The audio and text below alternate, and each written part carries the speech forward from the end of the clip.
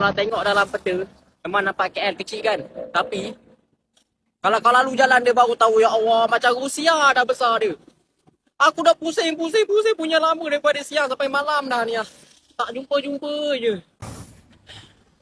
Nawa itu sama dengan ada ifada Ramadan hasil sanatillahi ta'ala. Aku nak mencarut tak boleh.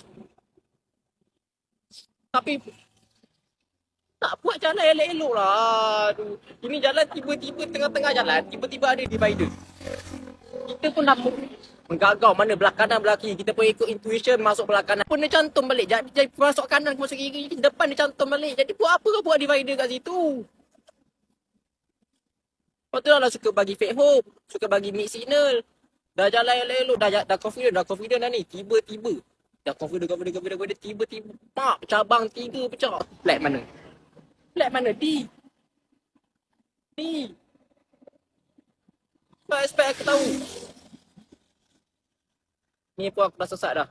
Tadi kalau ikut map 7 km je dah tak sampai dah. Tiba-tiba aku tengok balik map 9 km. Rupanya salah jalan.